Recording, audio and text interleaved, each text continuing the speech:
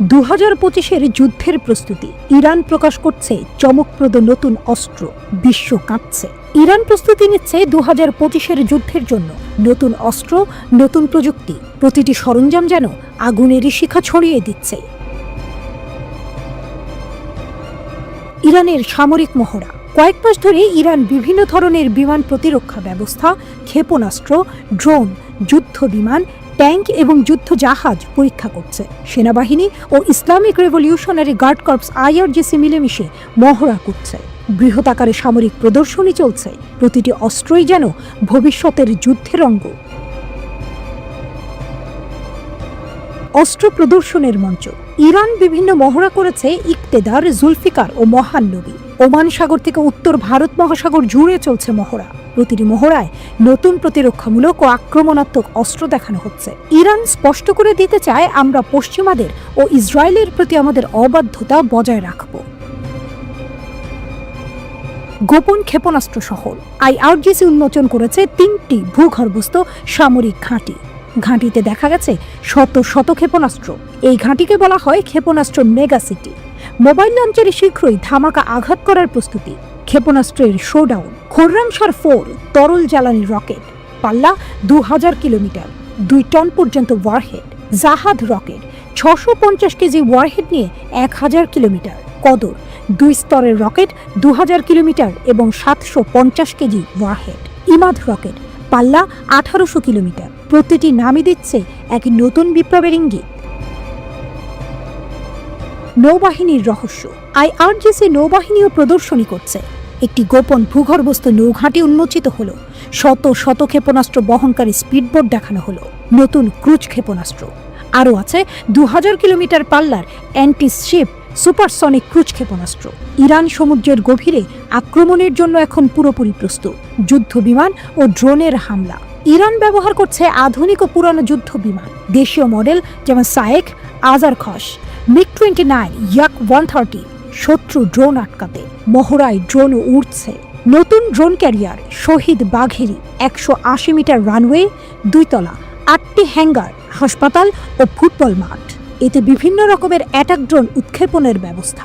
ফেব্রুয়ারি শুরুতে প্রদর্শিত নতুন ড্রোনগুলো শত্রুকে চমকে দিচ্ছে।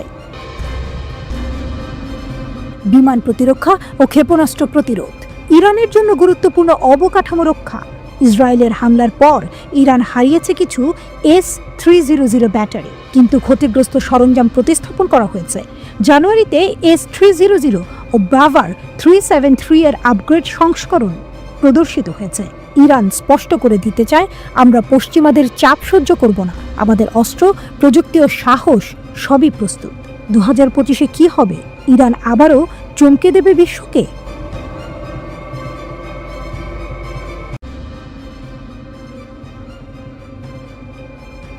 যুদ্ধ মানেই ধ্বংস, রক্তপাত, আতঙ্ক, কিন্তু কারো জন্য এটা বিশাল ব্যবসা। জানেন কি? একটি দেশ প্রতিদিন 7553 কোটি টাকা আয় করে শুধু অস্ত্র বিক্রি করে। হ্যাঁ, ঠিকই ধরেছেন, এই দেশ আমেরিকা। বিশ্বজুড়ে যুদ্ধ লাগলে সবাই আতঙ্কিত হয়, কিন্তু আমেরিকার অর্থনীতি আরও চাঙ্গা হয়ে ওঠে। তারা শুধু অস্ত্র বিক্রিই করে না, যুদ্ধের বাজার গরম রাখার মাস্টার মাইন্ডও। বিশ্বের সবথেকে বড় অস্ত্র রপ্তানিকারক দেশ আমেরিকা। একটা দেশ শুধু অস্ত্র বিক্রি করে কিভাবে প্রতিদিন হাজার হাজার কোটি টাকা আয় করে, শুনতে অবিশ্বাস্য লাগলেও এটাই সত্যি। স্টকহোম ইন্টারন্যাশনাল পিস রিসার্চ ইনস্টিটিউটের রিপোর্ট অনুযায়ী 2024 সালে আমেরিকার অস্ত্র বিক্রির পরিমাণ ছিল $318.7 বিলিয়ন।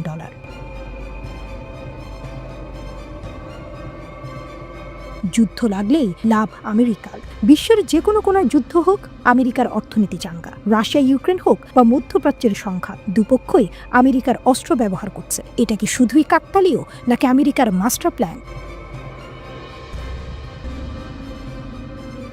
সবচেয়ে জনপ্রিয় অস্ত্র কোনগুলো? আমেরিকা শুধু বন্দুক বা রাইফেল বিক্রি করে না, তাদের সবচেয়ে হটকেক প্রোডাক্ট কোনটি?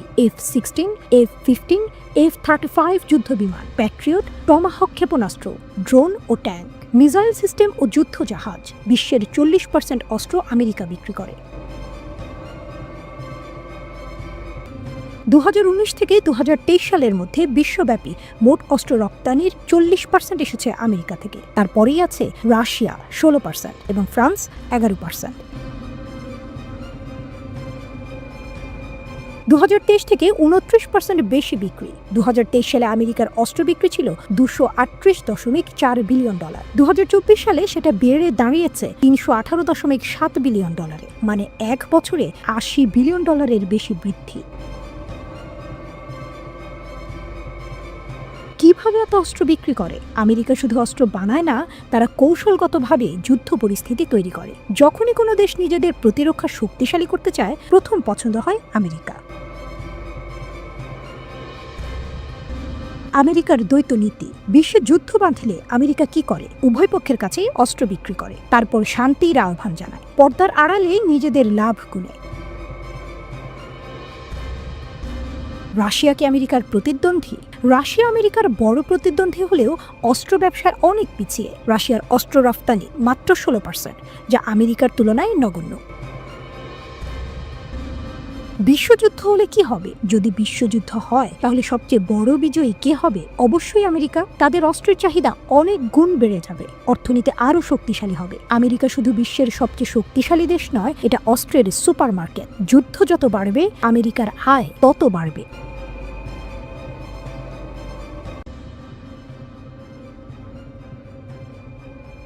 ইসরায়েলকে কি পুড়িয়ে দেবে ইরানের অতি গোপন অস্ত্র? ইসরায়েলের পারমাণবিক স্থাপনা আক্রমণ পরিকল্পনার পর আইআরজিসির শীতল সতর্কতা। ইসরায়েলের বেঁচে থাকার কোনো সম্ভাবনা নেই, হুঁশিয়ারি করলেন ব্রিগেডিয়ার জেনারেল কিউমার্স হেইদারি। আকাশে অদৃশ্য ঝড়ের ঘনঘটা, ভূমিতে নিঃশব্দে গর্জে ওঠা সাইক্লোন। এ যেন সেই মুহূর্ত যখন প্রতিরোধ আর প্রতিশোধ একে অপরের চোখে চোখ রাখে। আর সেই চোখে ঝলক দিচ্ছে ইরানের অপ্রকাশিত, অজানা কিন্তু ভয়ঙ্কর সব অস্ত্র। ইরান ঘোষণা করেছে তাদের সেনাবাহিনীর অস্ত্রাগারে রয়েছে এআই চালিত অতি গোপন অস্ত্র, যেগুলো এখন সম্পূর্ণরূপে সক্রিয়। এই অস্ত্রগুলো এতটাই শক্তিশালী যে প্রকাশ করলে শত্রুর রক্ত শীতল হয়ে আসবে। ব্রিগেডিয়ার জেনারেল কিউমার্স হেইদারি জানিয়ে দিয়েছেন, এগুলো প্রচলিত হলেও ক্ষমতায় ব্যতিক্রমী। এআই প্রযুক্তির সংযোজনে এগুলো যেন ধ্বংসযজ্ঞের নীরব বিপ্লব। তবে কৌশলগত কারণে এই অস্ত্র জনসম্মুখে প্রকাশ করা হয়নি। হেইদারির কণ্ঠে ছিল আত্মবিশ্বাস, ছিল পূর্বাভাস। ইরান প্রস্তুত। স্থলবাহিনী এখন আধুনিক, মোবাইল ও চটপটে ইউনিটে রূপান্তরিত। যে কোনো মুহূর্তে আক্রমণ করতে সক্ষম, যে কোনো হুমকির জবাবে বিদ্যুতের মতো ছুটে আসবে প্রতিক্রিয়া। তিনি জানিয়েছেন, ইতোমধ্যে 10টি ডিভিশন মোতায়েন করা হয়েছে দেশের কৌশলগত সীমান্তগুলোতে। পূর্ব, পশ্চিম ও উপকূলীয় অঞ্চলে সম্পন্ন হয়েছে 3টি বিশাল সামরিক মহড়া, যেখানে যাচাই করা হয়েছে বাহিনীর প্রতিক্রিয়া, প্রস্তুতি ও সমন্বয়। তিনি বলেছেন, আমাদের চোখ সবসময় খোলা, আঙুল ট্রিগারে। হুমকি দেখলেই শত্রুকে বাঁচার কোনো সুযোগ দেওয়া হবে না। এই হুঁশিয়ারি শুধু কথার ঝড় নয়, এই ঘোষণা এক যুদ্ধাস্ত্রে, যা ইসরায়েলের দিকে তাক করে ধরে রাখা হয়েছে। কারণ এখনো পর্যন্ত ইসরায়েল গোপনে ধরে রেখেছে তাদের পারমাণবিক স্থাপনায় সীমিত হামলার পরিকল্পনা। যদিও মার্কিন প্রেসিডেন্ট ডোনাল্ড ট্রাম্প সেই পরিকল্পনাকে বাতাসে উড়িয়ে দিয়েছেন, তবুও ইসরায়েলি কর্মকর্তারা মনে করছেন তাদের সামরিক বাহিনী এমন একটি আক্রমণ চালাতে পারে যার জন্য কম মার্কিন সহায়তাই যথেষ্ট হবে। কিন্তু প্রশ্ন থেকে যায়, কখন, কিভাবে? এর কোনো উত্তর নেই, শুধু একটা অনিশ্চিত উত্তেজনা যা সময়ের স্রোতের বিপরীতে দাঁড়িয়ে অপেক্ষা করছে বিস্ফোরণের। এদিকে ইরানের সেনাবাহিনী শুধু শক্তিশালী নয়, তারা সাইবার যুদ্ধের জন্য প্রস্তুত। গঠন করা হয়েছে বিশেষ সাইবার ইউনিট, যারা শত্রুর ডিজিটাল নেটওয়ার্ককেও হানা দিতে প্রস্তুত। আর এইসব কার্যক্রম চলছে ইসলামী বিপ্লবী গার্ড বাহিনী আইআরজিসি ও স্থলবাহিনীর সমন্বয়ে স্থল, আকাশ ও সমুদ্রের সর্বত্র। এই সংহত শক্তি ইরানকে আজ এক পরিপূর্ণ প্রতিরোধ শক্তি বানিয়েছে। রাষ্ট্রপতি মাসুদ পেজেশকিয়ান বলেন, ইরানের সেনাবাহিনী আজ বিশ্বের কাছে একটি মডেল বাহিনী। তার মতে, এই সংগঠিত শক্তি ও রণকৌশলের কারণে ইরান আজ পশ্চিম এশিয়ার এক অবিসংবাদিত পরাশক্তি। এ যেন ইতিহাসের অপেক্ষমান অধ্যায়, যেখানে একদিকে ভয়ঙ্কর পরিকল্পনা, আরেকদিকে তার চেয়েও ভয়ঙ্কর প্রস্তুতি। ইসরায়েল যদি আগুন জ্বালাতে চায়, ইরান প্রস্তুত তাকে ছাই করে দিতে। এই যুদ্ধ হবে অস্ত্রের, প্রযুক্তির, কৌশলের। আর ইরান বলে দিয়েছে, যদি যুদ্ধ আসে, বেঁচে ফেরার কোনো সম্ভাবনা নেই। আকাশে যখন নীরব ঝড় বইছে, যখন রাডারে ধরা না পড়ার প্রতিশ্রুতি নিয়ে উঠছে মার্কিন F-35, তখনই এক বিস্ময়ের নাম হয়ে উঠে এসেছে ইরানের বাফার 373। এটি কেবল একটি ক্ষেপণাস্ত্র প্রতিরক্ষা ব্যবস্থা নয়, এ যেন তেহরানের কণ্ঠে উচ্চারিত এক চ্যালেঞ্জ, যার প্রতিধ্বনি পৌঁছে গেছে ওয়াশিংটনের স্ট্র্যাটেজিক বাংকার থেকে শুরু করে তেল আবিবের যুদ্ধ পরিকল্পনা কক্ষে। হ্যাঁ, বাফার 373 এখন শুধু প্রযুক্তির দৃষ্টিতে একটি সামরিক সাফল্য নয়, বরং এটি হয়ে উঠছে প্রতিরোধের প্রতীক, আত্মনির্ভরশীলতার স্থপতি এবং এক অসম্মানজনক নীরবতাকে চূর্ণ করার অস্ত্র। 316 কিলোমিটার দূরে দেশীয়ভাবে তৈরি একটি ড্রোনকে নিখুঁতভাবে টার্গেট করে ধ্বংস করে দেওয়ার এই প্রদর্শন ছিল একটি ঘোষণার মতো, যা বলছে আমরাও পারি, এবং যখন পারি তখন বিশ্ব কাঁপে। এই সিস্টেমের হৃদয়ে রয়েছে এস ব্যান্ড এবং এল ব্যান্ডের যুগল রাডার, যা আজকের পৃথিবীর সবচেয়ে রহস্যময় যুদ্ধ বিমান মার্কিন F-35 এর মিথিক স্টিলথ ক্ষমতাকেও প্রশ্নবিদ্ধ করে তুলছে। ইরান জানাচ্ছে তারা এখন সেই বিমান শনাক্ত করতে সক্ষম যা কখনোই দেখা দেয় না, শুধু ধ্বংস রেখে যায় পেছনে। ইরান জানে কিভাবে পশ্চিমা নিষেধাজ্ঞা তাদের হাত বেঁধে রেখেছিল, কিন্তু তারা থামেনি, তারা নিজেদের সৃষ্টি করেছে। বাফার 373 আসলে শুরু হয়েছিল রাশিয়ার S-300 PMU-2 এর একটি প্রতিক্রিয়া হিসেবে, কিন্তু এটি আজ এক প্রতিস্থাপন নয়, এটি একটি উত্তরণ। ডুয়াল ব্যান্ড রাডার, সক্রিয় ইলেকট্রনিক স্ক্যানিং অ্যারে, শতাধিক টার্গেট ট্র্যাক করার ক্ষমতা এবং একসাথে 6টি শত্রু বিমানে আঘাত হানার সক্ষমতা। যে বিষয়টি সত্যি যুগান্তকারী তা হল এর সায়েদ 4B ক্ষেপণাস্ত্র, যা 200 কিলোমিটার দূরে নিশানা বানাতে পারে একটানা আক্রমণে। এটি কেবল একটি যুদ্ধযন্ত্র নয়, এটি একটি কৌশলগত ভাষা যা বলছে তোমরা আর একতরফাভাবে আমাদের মাথার উপর দিয়ে উড়ে যেতে পারবে না। এটি বলছে তোমরা আর নিরাপদ নও। যদি এই সিস্টেম সত্যিই কার্যকর হয়, তাহলে এটি কয়েকটি গভীর পরিবর্তনের সূচনা করবে। আকাশসীমা সুরক্ষার এক নতুন সংজ্ঞা, যেখানে ইরান তার পারমাণবিক কেন্দ্র ও কৌশলগত ঘাঁটিগুলোকে নতুন আত্মবিশ্বাসে রক্ষা করতে পারবে। কূটনৈতিক শক্তির ভারসাম্যে নতুন উত্থান, যেখানে বাফার 373 হবে আলোচনার টেবিলে একটি চাপ সৃষ্টি করার অস্ত্র। নতুন রপ্তানি সুযোগ, যেখানে আফ্রিকা, ল্যাটিন আমেরিকা বা মধ্য এশিয়ার বহু দেশ পশ্চিমা বা রুশ ব্যয়বহুল সিস্টেমের বদলে বাফার 373 এর দিকে ঝুঁকবে। তবে কি আমরা একটি নতুন যুগে প্রবেশ করলাম? ইরানের সামরিক ঘোষণাগুলো বরাবরই নাটকীয়, সাহসী, কিন্তু প্রমাণের অভাবে সন্দেহে ঘেরা। স্টিলথ বিমান শনাক্ত করা আর আঘাত করা দুইটি ভিন্ন যুদ্ধ, একটিতে প্রযুক্তি চলে, অন্যটিতে সময়, সমন্বয় আর ভাগ্য। তবু একটি বিষয় স্পষ্ট হয়ে উঠেছে, তেহরান এখন কেবল তাকিয়ে নেই, তারা সাড়া দিচ্ছে, এবং সেই সাড়া ধ্বনিত হচ্ছে উপসাগরের বাতাসে, স্টিলথের নীরবতার। ট্যাঙ্ক বিধ্বংসী ক্ষেপণাস্ত্রে শীর্ষে ইরান, এক নীরব বিপ্লবের গল্প। একটা সময় ছিল যখন যুদ্ধক্ষেত্রে ইরানকে মুখোমুখি হতে হতো সীমাহীন ঘাঁটিতে। ইরান যুদ্ধ চলেছিল টানা 8 বছর। সেই যুদ্ধে ছিল না পর্যাপ্ত ট্যাঙ্ক বিরোধী গাইডেড ক্ষেপণাস্ত্র। শত্রুর ট্যাঙ্ক সামনে এলে ইরানিরা ছিলেন প্রায় নিরস্ত্র। কিন্তু যুদ্ধ শেষ হওয়ার পর শুরু হয় প্রস্তুতি, শুরু হয় প্রতিশোধের বীজ বপন, শুরু হয় এক নতুন অধ্যায়। আজ সেই অধ্যায়ের নাম আলমাস। পার্স টুডের প্রতিবেদনে উঠে এসেছে এই গল্প। ইরান এখন আর পিছিয়ে নেই, বরং ট্যাঙ্ক বিধ্বংসী ক্ষেপণাস্ত্রে তারা বিশ্বমঞ্চের শীর্ষ সারিতে। আধিপত্য ভাঙার ঘোষণা। একসময়ের ট্যাঙ্ক ধ্বংসকারী ক্ষেপণাস্ত্রগুলোর ছিল এক বড় সীমাবদ্ধতা। তাতে ছিল না স্বাধীনতা, চালককে অবিরাম নজর রাখতে হতো লক্ষ্যবস্তুর উপর। ক্ষেপণাস্ত্র আঘাত হানার আগ পর্যন্ত থাকতে হতো গাইডেন্সে। এর মানে ছিল চালকও ঝুঁকির মধ্যে। যখন আধুনিক সেন্সর আর ড্রোন প্রযুক্তি এগিয়ে আসে, তখন পুরনো এই পদ্ধতিগুলো হয়ে পড়ে বিপজ্জনক। দৃষ্টিগোচরে থাকা মাত্রই ধরা পড়ে উৎক্ষেপণের স্থান। নির্দেশক ব্যক্তি হয়ে যায় সহজ টার্গেট। এই বাস্তবতায় দরকার পড়ে নতুন প্রজন্মের ক্ষেপণাস্ত্রের। ফায়ার অ্যান্ড ফরগেট মানে ছুঁড়ে দিলেই ভুলে যাও। টপ ডাউন অ্যাটাক মানে উপর থেকে ট্যাঙ্কের দুর্বল ছাদে আঘাত। পশ্চিমের দেশগুলো বানিয়েছে জ্যাভলিন ও স্পাইকের মতো ক্ষেপণাস্ত্র, আর ইরান তারা এনেছে আলমাস, একটি ক্ষেপণাস্ত্র যা সেই একচেটিয়া আধিপত্য ভেঙে দিয়েছে। আলমাস ইরানের ঘরোয়া প্রযুক্তির বিস্ময়। 2020 সালে প্রথম প্রকাশ পায় আলমাস ক্ষেপণাস্ত্র। আবাবিল 3 ড্রোন থেকে উৎক্ষেপণ করা হয়েছিল এটি। আঘাত করে সাজোয়া ড্রোন, দুর্গ, এমনকি সেনা সদস্যদের উপর। সবচেয়ে বড় কথা, এটি উৎক্ষেপণ করা হয় বিভিন্ন প্ল্যাটফর্ম থেকে। ড্রোন, হেলিকপ্টার, যানবাহন, এমনকি ব্যক্তিও এটি ব্যবহার করতে পারে। আলমাসের রয়েছে 4টি মডেল। আলমাস 1 পাল্লা 200 মিটার থেকে 4 কিলোমিটার। নির্দেশিকা পদ্ধতি 2 বিন্দু। বিশেষভাবে নির্মিত দুর্গ ধ্বংসে। আলমাস 2 পাল্লা 7 কিলোমিটার। উপযুক্ত সম্মুখভাগের গভীরে থাকা লক্ষ্যবস্তুতে আঘাত হানতে কোবরা হেলিকপ্টার থেকে উৎক্ষেপণ করা যায়। আলমাস 3 পাল্লা 10 কিলোমিটার। লক অন ক্ষমতা সম্পন্ন, অনুসরণ করে উন্নত নির্দেশিকা পদ্ধতি। বদর দেখতে আলমাসের মতোই, পাল্লা 200 থেকে 2000 মিটার। ভেদ করতে পারে 600 মিলিমিটার সাজোয়া ইস্পাত। এটা যেন ট্যাঙ্কের হৃদয়ে ঢুকে ছিঁড়ে ফেলা এক ইস্পাতের শানিত কবিতা। আলমাস 4 এবং এনলোস এখন উন্নয়ন পর্যায়ে, তাদের নিয়ে চলছে নীরব প্রস্তুতি ভবিষ্যতের আরও ধ্বংসাত্মক সংস্করণে। কৌশলগত জাদু। এই ক্ষেপণাস্ত্র শুধু যুদ্ধের সরঞ্জাম নয়, এটি কৌশলের অংশ। মোহাজের 10 ড্রোনের সঙ্গে যুক্ত হয়ে আলমাস হয়ে উঠেছে দূরপাল্লার আক্রমণের হাতিয়ার। নৌযুদ্ধে হালকা ও দ্রুতগামী শত্রু জাহাজ ধ্বংসে আলমাস এক সাশ্রয়ী সমাধান। এমনকি এটি প্রতিদ্বন্দ্বী দেশগুলোকে ব্যয়বহুল প্রতিরক্ষা কিনতে বাধ্য করে। সবচেয়ে বড় শক্তি হল আলমাস তৈরি হয়েছে ইরানের মাটিতে।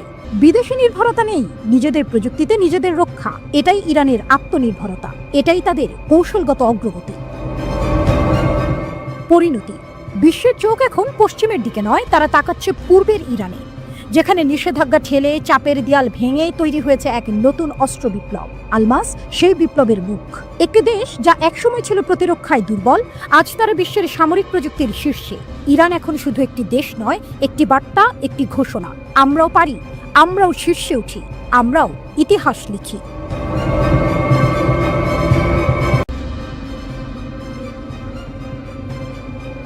আমেরিকা কি যুদ্ধ ছাড়া থাকতে পারে না? একটি দেশ যার পুরো ইতিহাস জুড়েই যুদ্ধ। 248 বছরের মধ্যে 232 বছর আমেরিকা সরাসরি যুদ্ধে লিপ্ত। শুধু 6% সময় তারা ছিল শান্তিতে। কেন? এটা কি কাকতালীয় নাকি পরিকল্পিত? গণতন্ত্র রক্ষার নামে যুদ্ধ, স্বাধীনতা ছড়ানোর নামে আগ্রাসন, নাকি এর পেছনে রয়েছে বিশাল এক অর্থনৈতিক চক্র, অস্ত্র ব্যবসা, তেল দখল, রাজনৈতিক আধিপত্য? বিশ্বজুড়ে আমেরিকার সামরিক অভিযান ও গোপন অভ্যুত্থানের চাঞ্চল্যকর বিশ্লেষণ। বেক মার্কিন প্রেসিডেন্ট জিমি কার্টার ট্রাম্পের সাথে এক ফোন আলাপে বলেছেন, আমেরিকা বিশ্বের সবচেয়ে যুদ্ধপ্রেমী দেশ। পার্স টুডে জানিয়েছে, চীনের প্রতিরক্ষা মন্ত্রণালয়ের এক মুখপাত্র একবার মার্কিন যুক্তরাষ্ট্রকে যুদ্ধে আসক্ত বলে অভিহিত করে বলেছিলেন, এই দেশটি বিশ্ব নিরাপত্তার জন্য সবচেয়ে বড় হুমকি। আমরা যদি ইতিহাসের দিকে তাকাই, তাহলে সম্ভবত এই দাবিটি সত্যের অপলাপ হবে না। প্রতিটি যুগেই যুদ্ধ। 1846 মেক্সিকো আক্রমণ, 1811 থেকে 1890 আমেরিকান আদিবাসীদের উপর গণহত্যা, 1917 প্রথম বিশ্বযুদ্ধে প্রবেশ, 1945 হিরোশিমা নাগাসাকিতে পারমাণবিক বোমা হামলা, 1953 ইরানে অভ্যুত্থান, 1965 ভিয়েতনাম যুদ্ধ, 2001 থেকে 2023 Afghanistan, Iraq, Libya, Syria, Yemen. যুদ্ধ মানে আমেরিকার শক্তি। আমেরিকা কি সত্যি স্বাধীনতা ও গণতন্ত্র ছড়ানোর জন্য যুদ্ধ করে, নাকি এর পেছনে লুকিয়ে আছে বিশাল এক অর্থনৈতিক চক্র? যুদ্ধের অর্থনীতি। $238 বিলিয়ন অস্ত্র বিক্রি। বিশ্বে যত অস্ত্র বিক্রি হয় তার 51% মার্কিন কোম্পানিগুলো। তেল, কৌশলগত এলাকা, সামরিক ঘাঁটি। আজ 80টিরও বেশি দেশে আমেরিকার সামরিক ঘাঁটি রয়েছে। কিন্তু আমেরিকা কেন এত যুদ্ধ করে? অস্ত্র নির্মাণ শিল্পের বিশাল লাভ। আমেরিকার অর্থনীতির বিশাল অংশই অস্ত্র বিক্রির ওপর নির্ভরশীল। যুদ্ধ থাকলেই অস্ত্র বিক্রি হবে, তাই যুদ্ধ থামানো যাবে না। তেল ও প্রাকৃতিক সম্পদ দখল। মধ্যপ্রাচ্যে হামলার আসল কারণ কি গণতন্ত্র প্রতিষ্ঠা, নাকি তেল দখল? সামরিক শক্তির বিস্তার। আজ বিশ্বের 80টিরও বেশি দেশে আমেরিকার সামরিক ঘাঁটি। রাজনৈতিক প্রতিপক্ষকে দমন। যে দেশ আমেরিকার আধিপত্য মেনে নেয় না, সেখানে অভ্যুত্থান হয়।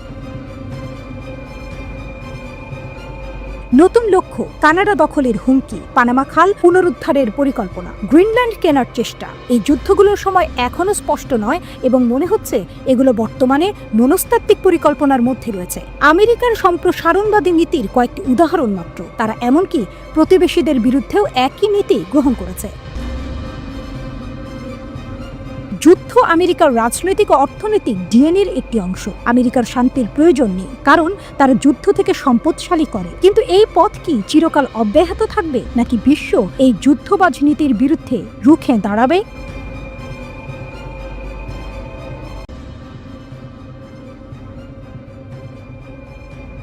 ট্রাম্পকে বোমা ফেলবেন, নাকি জেগে উঠবে এক নতুন পারমাণবিক শক্তি? এক উত্তাল প্রশ্ন। মার্কিন প্রেসিডেন্ট ডোনাল্ড ট্রাম্প কি ইরানের পারমাণবিক স্থাপনাগুলিতে হামলা চালানোর নির্দেশ দেবেন? শুনতে ভয়ঙ্কর মনে হতে পারে, কিন্তু ঘটনাগুলো বলছে এই প্রশ্ন এখন শুধু কল্পনা নয়, বাস্তবতার খুব কাছাকাছি। দুটি বড় ঘটনা এই প্রশ্নের উত্তর গড়ে তুলতে পারে। প্রথমত, এই শনিবার দ্বিতীয় দফার যুক্তরাষ্ট্র ইরান পরমাণু আলোচনা বসতে চলেছে। যদি এই আলোচনায় চূড়ান্ত ব্যর্থতা আসে, তবে কূটনীতির সুতো ছিঁড়ে যেতে পারে খুব দ্রুত। দ্বিতীয়ত, জাতিসংঘের পরমাণু পর্যবেক্ষণ সংস্থার প্রধান তেহরান যাচ্ছেন। এই সফর যদি ইরানের ইউরেনিয়াম সমৃদ্ধকরণ ও পারমাণবিক উদ্দেশ্য সম্পর্কে কোনো সুনির্দিষ্ট তথ্য দিতে ব্যর্থ হয়, তবে চাপের পর্বত আরও উঁচু হবে। এখান থেকেই গল্পটা মোড় নেয় আরেকটি ঝড়ো দিকের দিকে। স্টিভ উইটকফ, ট্রাম্পের পশ্চিম এশিয়া বিষয়ক বিশেষ দূত, একটি বার্তা দিচ্ছেন বারবার: ইরানের সাথে যে কোনো চুক্তিতে থাকতে হবে কঠোর পর্যবেক্ষণ ও যাচাইয়ের নিয়ম। ইউরেনিয়াম কতটা সমৃদ্ধ হচ্ছে সেটা দেখতে হবে, অস্ত্র তৈরির চেষ্টা হলে ধরতে হবে, কিন্তু ইরান এখানে সরলভাবে বসে নেই। আইআরজিসির এক মুখপাত্র ঘোষণা দিয়েছেন, ইরানের সামরিক শক্তি, ক্ষেপণাস্ত্র ব্যবস্থা ও প্রতিরক্ষা কাঠামো নিয়ে কোনো আলোচনা হবে না। একেবারে লাল রেখা টেনে দিয়েছে তেহরান। কূটনীতি আজ ঝুলছে এক সূক্ষ্ম সুতোয়, তৈরি করছে সংঘর্ষের মঞ্চ। তাহলে কি ট্রাম্প বোমা ফেলবেন ইরানের পারমাণবিক স্থাপনায়? সবচেয়ে গুরুত্বপূর্ণ প্রশ্ন। যুক্তরাষ্ট্রের গোয়েন্দা তথ্য ও আন্তর্জাতিক পারমাণবিক পর্যবেক্ষণ সংস্থার মতে, তেহরান চাইলে খুব দ্রুত পারমাণবিক বোমা তৈরি করতে পারে। অর্থাৎ ইরান এখন এক বিপজ্জনক সীমার কাছাকাছি পৌঁছে গেছে। উইটকফ ফক্স নিউজকে বলেছেন, শান্তিপূর্ণ পারমাণবিক কর্মসূচির জন্য 3.67% ইউরেনিয়ামই যথেষ্ট, যেটা নির্ধারণ করা হয়েছিল 2015 সালের ঐতিহাসিক চুক্তিতে। কিন্তু ট্রাম্প নিজেই 2018 সালে সেই চুক্তি ছিঁড়ে ফেলেছিলেন। ইরান এখন আর 3.67% নেই, তারা 60% পর্যন্ত ইউরেনিয়াম সমৃদ্ধ করছে, মাত্র 30% দূরে অস্ট্রো গ্রেড উপাদান থেকে। আন্তর্জাতিক পারমাণবিক সংস্থা বলছে, ইরানের হাতে 275 কেজির মতো 60% সমৃদ্ধ ইউরেনিয়াম আছে, একটি বিপজ্জনক ভান্ডার। মার্কিন কর্মকর্তারা সতর্ক করছেন, রাজনৈতিক সিদ্ধান্ত এলেই মাত্র 7 থেকে 10 দিনের মধ্যে এই মজুদকে 90% অস্ট্রো গ্রেডে রূপান্তর করা সম্ভব। আর একটা কার্যকর বোমা তৈরি হতে পারে 12 থেকে 18 মাসে। তবে কিছু বিশেষজ্ঞ মনে করেন 6 মাস বা তারও কম সময়ে ইরান একটি বেসিক পারমাণবিক বোমা বানিয়ে ফেলতে পারে, যদি তাদের বৈজ্ঞানিক টিম এখনই কাজে নামে। আর গুরুত্বপূর্ণ ব্যাপার, সেই টিমগুলো প্রস্তুতি আছে। মার্কিন গোয়েন্দারা বলছেন, ইরান ইতিমধ্যেই সবকিছু প্রস্তুত রেখেছে, শুধু প্রয়োজন সর্বোচ্চ নেতার একটি সবুজ সংকেত। এখন প্রশ্ন দাঁড়ায়, ট্রাম্প যদি হামলা করতে চান, তাহলে টার্গেট কি হবে? স্ক্রিনে যে মানচিত্রতে দেখা যাচ্ছে, ইরানের নানান জায়গায় ছড়িয়ে আছে পরমাণু স্থাপনাগুলো। উইটকফ অবশ্য বলছেন, তিনি পুরো অবকাঠামো ধ্বংস চান না, বরং চান যাচাই, তদারকি ও সতর্ক পর্যবেক্ষণ। তার মতে, পারমাণবিক অস্ত্র বানানো শুধু ইউরেনিয়াম নয়, এতে রয়েছে ওয়ারহেড ডিজাইন, ডেলিভারি সিস্টেম আর বিস্ফোরণ ঘটানোর জন্য নির্দিষ্ট ট্রিগার মেকানিজম। এই মন্তব্যগুলো তিনি করেছেন মাত্র কয়েকদিন আগে, যখন তিনি ওমানে ইরানি কর্মকর্তাদের সঙ্গে একটি উচ্চ পর্যায়ের আলোচনা চালিয়েছিলেন। উভয় পক্ষই বলেছে আলোচনা ছিল গঠনমূলক। ইরান বলেছে আলোচনা ভালো হয়েছে, তবে মার্কিন যুক্তরাষ্ট্রকে আহ্বান জানিয়েছে তারা যেন ইরানের অভ্যন্তরীণ বিষয়ে হস্তক্ষেপ না করে। ওয়াশিংটনে প্রেসিডেন্ট ট্রাম্প সাংবাদিকদের বললেন, আমি এই সমস্যার সমাধান করব, এটা সহজ। আমি চাই ওরা ধনী শক্তিশালী দেশ হোক, কিন্তু একটা শর্ত, ওদের পারমাণবিক অস্ত্র থাকতে পারবে না। যদি খুব কঠোর কিছু করতে হয়, তাও করব। অন্যদিকে ইরান বলছে তাদের পারমাণবিক কর্মসূচি শান্তিপূর্ণ। তারা ইউরেনিয়াম সমৃদ্ধ করছে চিকিৎসা ও জ্বালানি চাহিদার জন্য, অস্ত্রের জন্য নয়। তাদের দাবি যে নিষেধাজ্ঞাগুলো বছরের পর বছর ইরানিদের শাস্তি দিয়েছে, সেগুলো তুলে নেওয়া হোক। এটাই তাদের মূল শর্ত। মাস্কাটে আলোচনায় তারা তা স্পষ্ট করেছে। ইরানের রাষ্ট্রীয় গণমাধ্যমও বলছে তাদের ক্ষেপণাস্ত্র বা আঞ্চলিক শক্তি নিয়ে কোনো আলোচনা চলবে না। তাদের লাল রেখা স্পষ্ট, আর প্রতিটি বৈঠকের সঙ্গে সঙ্গে এই রেখাগুলো হয়ে উঠছে আরো কঠিন, আরো অদম্য।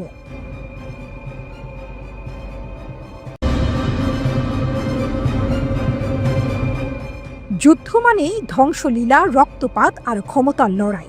আর এই লড়াইয়ে অন্যতম গুরুত্বপূর্ণ অস্ত্র হল ট্যাঙ্ক, যুদ্ধক্ষেত্রের অপ্রতিদ্বন্দ্বী রাজা।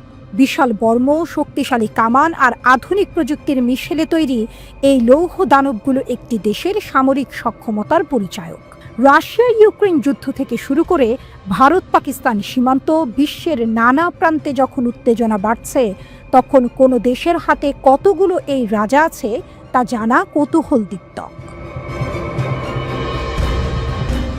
গ্লোবাল ফায়ার পাওয়ারের সাম্প্রতিক তথ্য অনুযায়ী বিশ্বের শীর্ষ 10টি ট্যাঙ্ক সমৃদ্ধ দেশের তালিকা নিচে দেয়া হলো। 1. চীন 6800টি ট্যাঙ্ক। অবাক করার মতো হলেও এটাই সত্যি। বিশ্বের সবচেয়ে বেশি সংখ্যক ট্যাঙ্ক এখন চীনের দখলে। গত কয়েক বছরে চীন তাদের ট্যাঙ্ক বহর শুধু বাড়ায়নি, বরং অত্যাধুনিক প্রযুক্তিতে ঢেলে সাজিয়েছে। তাদের প্রধান ভরসা টাইপ 99 এবং আরও উন্নত টাইপ 99A মডেলের ট্যাঙ্ক। এই ট্যাঙ্কগুলোতে 125 মিমি কামান, অত্যাধুনিক fire control system, satellite navigation, thermal imaging এবং সক্রিয় প্রতিরক্ষা ব্যবস্থা রয়েছে। যদিও কিছু বিশেষজ্ঞ মনে করেন চীনের এই ট্যাঙ্কগুলো এখনও রাশিয়ার T-14 আর্মাতা বা দক্ষিণ কোরিয়ার K2 ব্ল্যাক প্যান্থারের মতো সেরা নয়, তবে তাদের সংখ্যা এবং আধুনিকীকরণের গতি নিঃসন্দেহে চিন্তার কারণ। 2. রাশিয়া 5750টি ট্যাঙ্ক।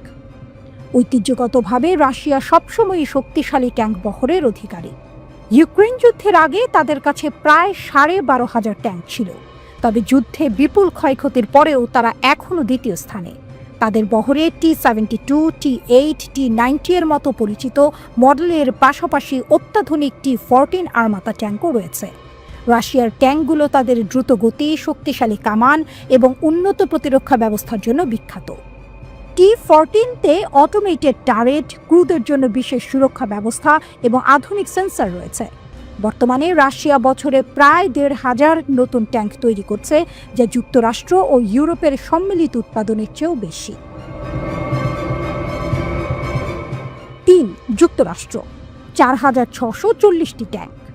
মার্কিন যুক্তরাষ্ট্রের ট্যাঙ্ক বহর সংখ্যায় রাশিয়ার বা চীনের মতো বিশাল না হলেও প্রযুক্তির দিক থেকে তারা অন্যতম সেরা। তাদের প্রধান যুদ্ধ ট্যাঙ্ক M1 আব্রাহাম 1980 সাল থেকে ব্যবহার হচ্ছে এবং সময়ের সাথে সাথে এর আধুনিকীকরণ করা হয়েছে। M1A1, M1A2 এবং M1A2 সেপ হল এর উন্নত সংস্করণ। এই ট্যাঙ্কগুলোতে অত্যাধুনিক কামান, থার্মাল ইমেজিং, উন্নত ফায়ার কন্ট্রোল সিস্টেম এবং শক্তিশালী বর্ম রয়েছে। ইরাক, আফগানিস্তান এবং উপসাগরীয় যুদ্ধের মতো গুরুত্বপূর্ণ সংঘাতে এই ট্যাঙ্ক নিজেদের সক্ষমতা প্রমাণ করেছে। 4.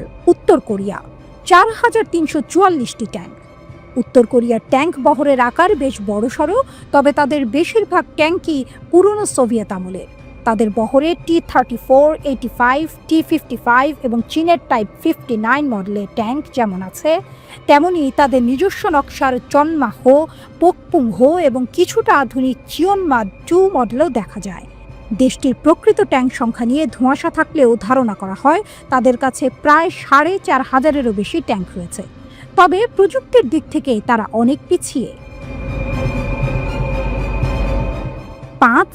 ভারত 4201টি ট্যাঙ্ক। ভারত ধীরে ধীরে নিজেদের সামরিক সক্ষমতা বাড়াচ্ছে এবং ট্যাঙ্ক বহরও তার ব্যতিক্রম নয়। তাদের প্রধান ভরসা হল দেশীয় প্রযুক্তিতে তৈরি অর্জুন ট্যাঙ্ক। এই অত্যাধুনিক ট্যাঙ্কে ডিজিটাল ফায়ার কন্ট্রোল সিস্টেম, 125 মিমি স্মুথ পোর কামান, উন্নত বর্ম এবং অ্যাক্টিভ প্রোটেকশন সিস্টেম রয়েছে। অর্জুনের সর্বশেষ সংস্করণ MK2 আরও উন্নত। এছাড়াও ভারত সোভিয়েত আমলের T-90 এবং T-72 মডেলের ট্যাঙ্কও ব্যবহার করে। 6. মিশর 3620টি ট্যাঙ্ক। মধ্যপ্রাচ্যের অন্যতম বৃহৎ ট্যাঙ্ক বহরের মালিক হল মিশর। তাদের প্রধান ট্যাঙ্ক হল যুক্তরাষ্ট্রের তৈরি M1A1 আব্রামস। এছাড়াও তারা পুরনো সোভিয়েত T-55 এবং T-62 মডেলের ট্যাঙ্কও ব্যবহার করে। মিশর তাদের ট্যাঙ্ক বহরকে আধুনিকীকরণের দিকে মনোযোগ দিয়েছে। 7. পাকিস্তান 2627টি ট্যাঙ্ক। পাকিস্তানের ট্যাঙ্ক বহরের প্রধান শক্তি হল আল খালিদ এবং আল জারার। চীনের সহায়তায় তৈরি আল খালিদে 125 মিমি কামান, উন্নত ফায়ার কন্ট্রোল এবং স্বয়ংক্রিয় লোডার রয়েছে। এছাড়াও তাদের বহরে রাশিয়া থেকে আমদানি করা দ্রুতগতির T-80UD এবং পুরনো T-59 ট্যাঙ্কও আছে। 8. তুরস্ক 2238টি ট্যাঙ্ক। ন্যাটো সদস্য তুরস্ক তাদের ট্যাঙ্ক বহরে বিভিন্ন ধরনের ট্যাঙ্ক ব্যবহার করে। এর মধ্যে রয়েছে যুক্তরাষ্ট্রের তৈরি M60 প্যাটার্ন, জার্মানির লেপার্ড 1 ও লেপার্ড 2 এবং তাদের নিজস্ব তৈরি আলতাই ট্যাঙ্ক। আলতাই ট্যাঙ্কে 120 মিমি স্মুথ বোর কামান, উন্নত বর্ম, থার্মাল সেন্সর এবং আধুনিক ফায়ার কন্ট্রোল সিস্টেম রয়েছে। লেপার্ড 2 তার অত্যাধুনিক সুরক্ষা এবং নির্ভুল আক্রমণ ক্ষমতার জন্য পরিচিত। তুরস্ক তাদের ট্যাঙ্ক বহরকে আধুনিকীকরণের কাজ চালিয়ে যাচ্ছে। 9. দক্ষিণ কোরিয়া 2236টি ট্যাঙ্ক। দক্ষিণ কোরিয়ার ট্যাঙ্ক তৈরিতে নিজেদের দক্ষতা প্রমাণ করেছে। তাদের প্রধান ট্যাঙ্কে ব্ল্যাঙ্ক প্যান্থার বিশ্বের অন্যতম সেরা ট্যাঙ্ক হিসেবে বিবেচিত হয়।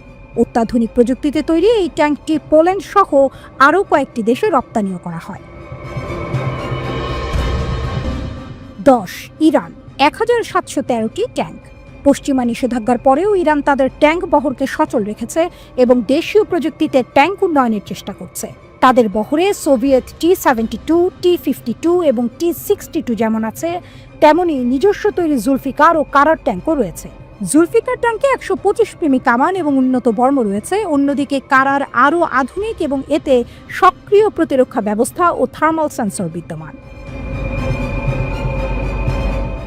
বিশ্বের এই শীর্ষ 10টি দেশের ট্যাঙ্ক বহরের দিকে তাকালে এটা স্পষ্ট হয় যে ট্যাঙ্ক এখনও আধুনিক যুদ্ধের একটি অপরিহার্য অংশ। সংখ্যা যেমন গুরুত্বপূর্ণ, তেমনি গুরুত্বপূর্ণ ট্যাঙ্কের প্রযুক্তিগত উৎকর্ষতা।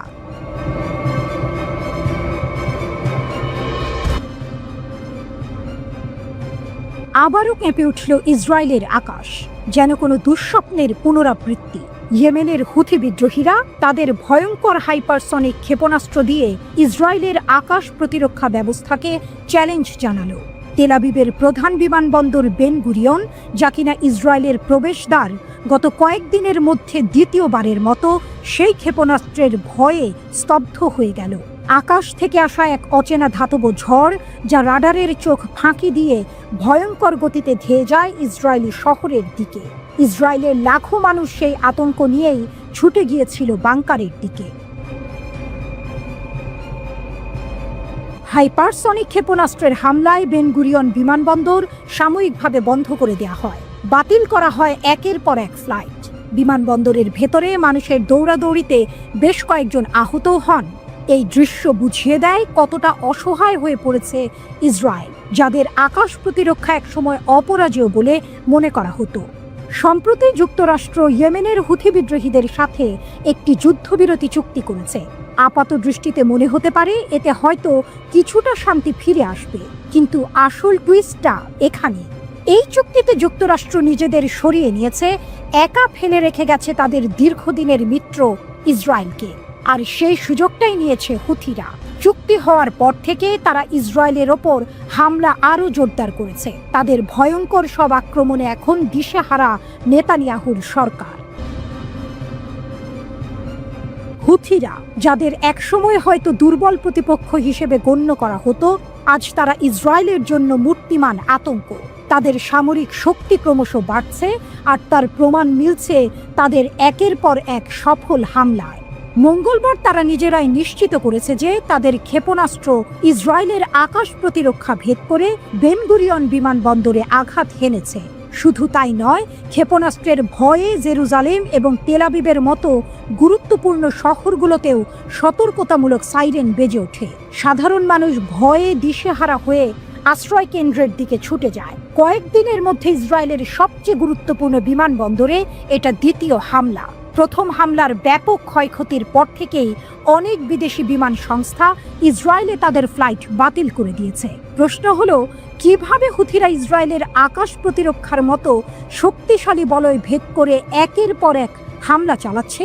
এটা কি ইসরায়েলের প্রতিরক্ষা ব্যবস্থার দুর্বলতা, নাকি হুথিদের অত্যাধুনিক অস্ত্রের অভাবনীয় ক্ষমতা?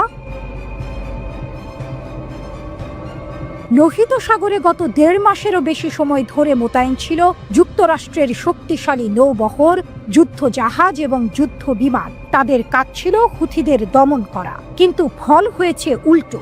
এই সময়ে হুথিদের হামলায় বেশ কয়েকটি ড্রোন ধ্বংস হয়েছে, এমনকি মার্কিন যুদ্ধ জাহাজগুলো মারাত্মক ক্ষতির শিকার হয়েছে। শেষ পর্যন্ত প্রায় $1 বিলিয়ন বেশি ক্ষতির পর মার্কিন প্রেসিডেন্ট ডোনাল্ড ট্রাম্প ইয়েমেনের এই গোষ্ঠীর ওপর হামলা বন্ধের ঘোষণা দেন, কিন্তু এই সিদ্ধান্ত ইসরায়েলকে আরও বিপজ্জনক পরিস্থিতিতে ফেলে দেয়। হুথিরা স্পষ্ট ভাষায় জানিয়েছে, লোহিত সাগরে তারা অন্য কোনো জাহাজে হামলা না করলেও ইসরায়েলের কোনো জলযান তাদের হাত থেকে রেহাই পাবে না।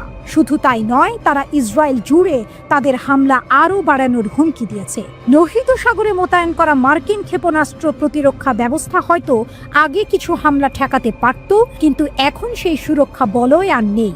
নেতানিয়াহুর দেশ সরাসরি হুথিদের ক্ষেপণাস্ত্রের নিশানায় পরিণত হয়েছে। গাজায় ইসরায়েলের দীর্ঘদিনের কার্যকলাপের বিরুদ্ধে গত 17 মাসে হুথিরা ইসরায়েলে 40টিরও বেশি ব্যালিস্টিক ক্ষেপণাস্ত্র হামলা চালিয়েছে, আর এখন যোগ হয়েছে হাইপারসনিক ক্ষেপণাস্ত্র এবং একের পর এক ড্রোন হামলা। হুথিদের এই ক্রমবর্ধমান শক্তি ইসরায়েলের জন্য এক গভীর উদ্বেগের কারণ হয়ে দাঁড়িয়েছে। তারা প্রমাণ করেছে, শুধু সংখ্যা বা আধুনিক অস্ত্র নয়, একটি সুসংগঠিত এবং দৃঢ় প্রতিজ্ঞ গোষ্ঠী যে কোনো শক্তিশালী প্রতিপক্ষের বিরুদ্ধেও রুখে দাঁড়াতে পারে।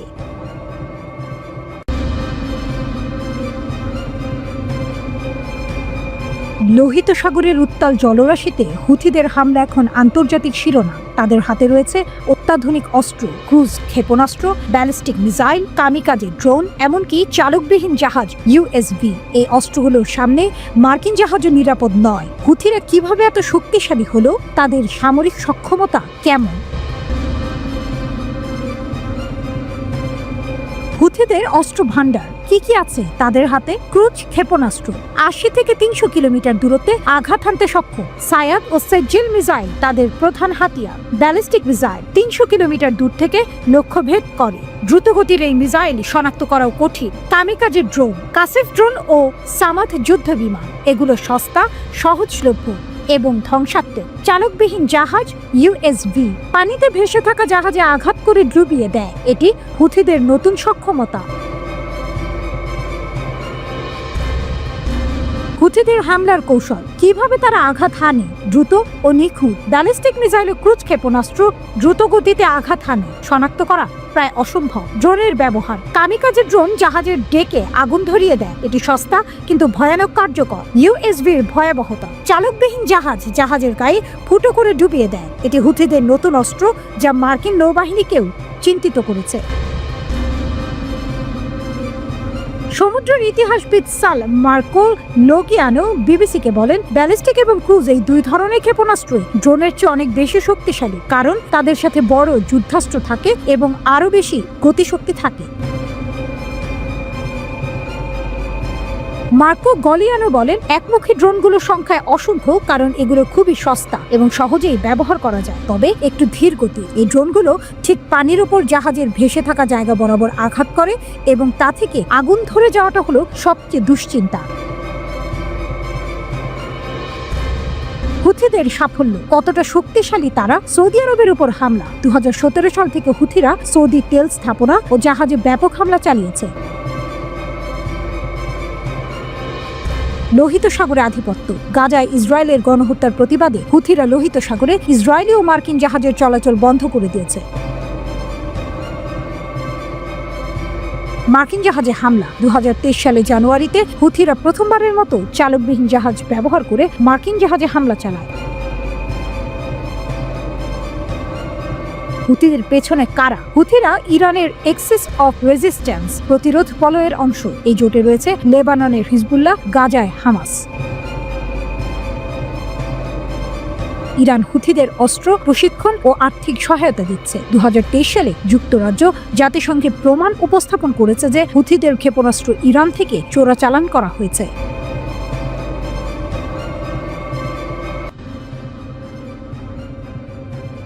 ইসরায়েলের সবচেয়ে বড় বিমানবন্দরে আবারও বোমা হামলা করেছে ইয়েমেনি সশস্ত্র বাহিনী। তারা দাবি করেছে যে বেন গুরিয়ান বিমানবন্দরে ক্ষেপণাস্ত্র হামলা চালিয়েছে।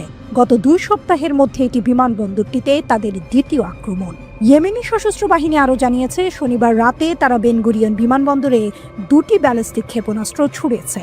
ইসরায়েলের প্রতিরক্ষা বাহিনী আইডিএফ জানিয়েছে তাদের আকাশ প্রতিরক্ষা ব্যবস্থা ইসরায়েলের দিকে আসা একটি ব্যালিস্টিক ক্ষেপণাস্ত্র সফলভাবে ধ্বংস করেছে।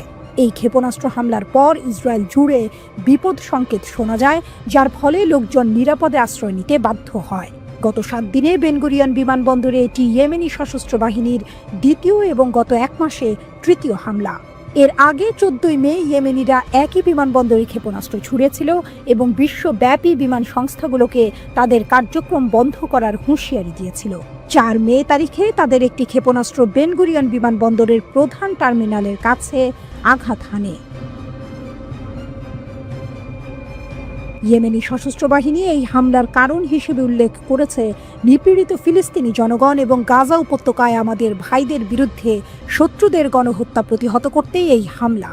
তারা আরও দাবি করেছে ইয়েমেনি সশস্ত্র বাহিনীর ক্ষেপণাস্ত্র শাখা একটি উন্নত সামরিক অভিযান চালিয়েছে।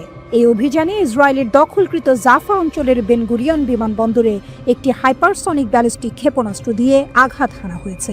ক্ষেপণাস্ত্রটি সফলভাবে তার লক্ষ্যে পৌঁছেছে। হুথিদের এই ক্ষেপণাস্ত্র হামলার কারণে বিমানবন্দরে বিমান চলাচল ও যাত্রী পরিবহন কিছু সময়ের জন্য বন্ধ ছিল। ইসরায়েলি সেনাবাহিনী জানিয়েছে গাজা যুদ্ধ শুরুর পর এই প্রথম কোনো ক্ষেপণাস্ত্র বিমানবন্দরে আঘাত হানল। এই হামলার প্রতিক্রিয়ায় ইসরায়েল ইয়েমেনের লোহিত সাগর উপকূলবর্তী প্রদেশ হোদেইদাতে ইয়েমেনি সশস্ত্র বাহিনীকে লক্ষ্য করে হামলা চালিয়েছে।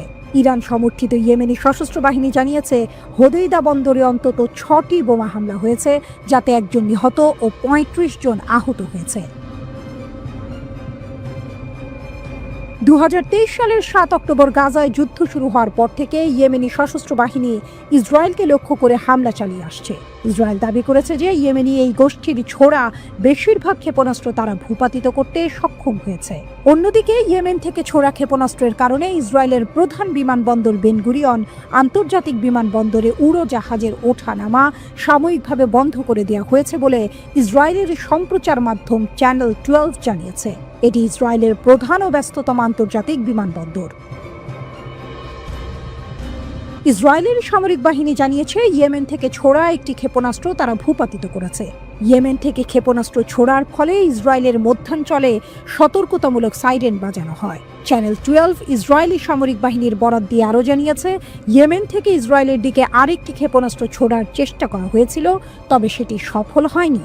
ইয়েমেনের ইরান সমর্থিত সশস্ত্র বাহিনী ইসরায়েলকে লক্ষ্য করে ক্ষেপণাস্ত্র নিক্ষেপ অব্যাহত রেখেছে। তারা লোহিত সাগরে ইসরায়েল সংশ্লিষ্ট ও পশ্চিমা পণ্যবাহী জাহাজেও হামলা চালিয়ে আসছিল। এর জবাবে যুক্তরাষ্ট্র ও তার মিত্ররা ইয়েমেনে হামলা চালায়। তবে সম্প্রতি লোহিত সাগরে জাহাজের ওপর হামলা বন্ধে ইয়েমেনি সশস্ত্র বাহিনী যুক্তরাষ্ট্রের সঙ্গে একটি যুদ্ধবিরতিতে সম্মত হয়েছে।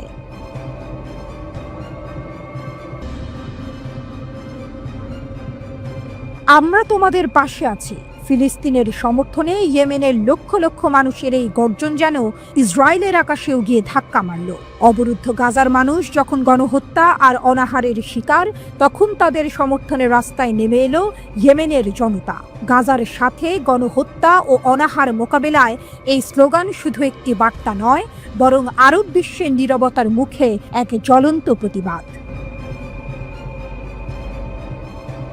16 মে ইয়েমেনের রাজধানী সানা থেকে শুরু করে দেশের আনাচে কানাচে লক্ষ লক্ষ মানুষ মিছিলে সামিল হয়। তাদের একটাই দাবি, গাজার মানুষের প্রতি সংহতি জানানো এবং ফিলিস্তিনিদের প্রতিরোধ সংগ্রামের প্রতি নিজেদের অটল সমর্থন ব্যক্ত করা।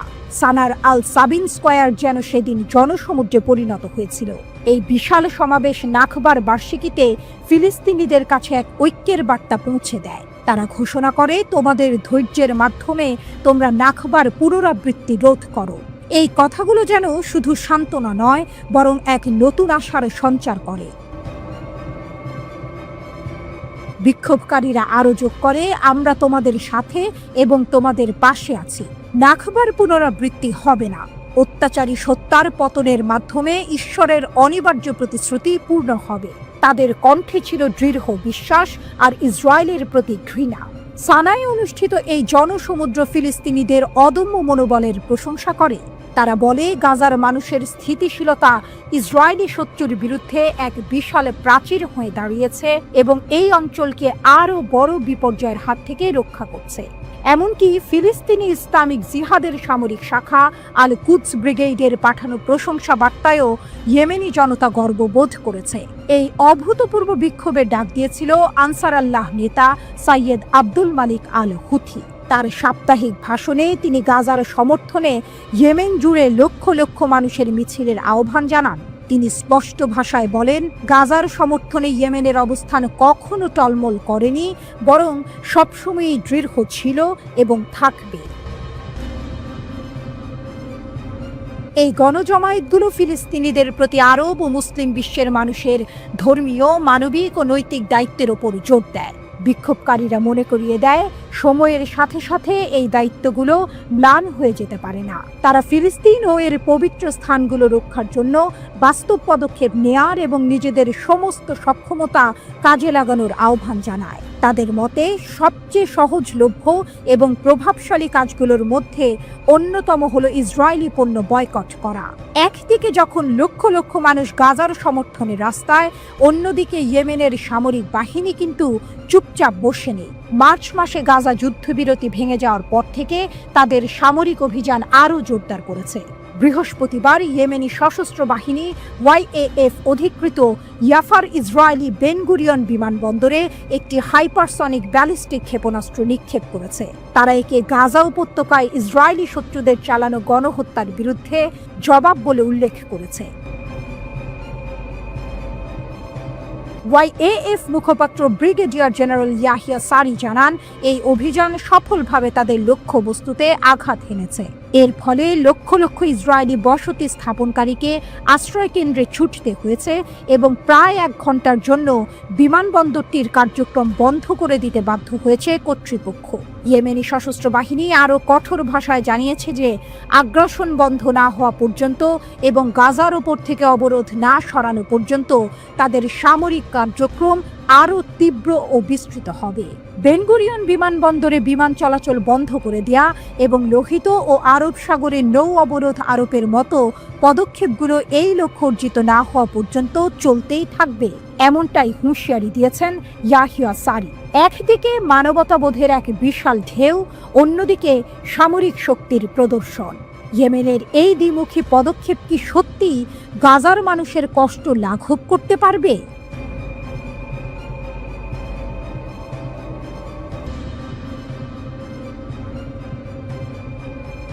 আরাকচি আমেরিকাকে কঠিন বার্তা দিলেন, তেহরান থামবে না। ইরানের পররাষ্ট্রমন্ত্রী আব্বাস আরাকচি আলোচনার টেবিলে মার্কিন যুক্তরাষ্ট্রের অবাস্তব দাবি নিয়ে কড়া হুঁশিয়ারি উচ্চারণ করলেন। তিনি স্পষ্ট ভাষায় জানালেন, ওয়াশিংটনের সাথে পরমাণু চুক্তি হোক বা না হোক, তেহরান তার ইউরেনিয়াম সমৃদ্ধকরণ কর্মসূচি কোনোভাবেই বন্ধ করবে না।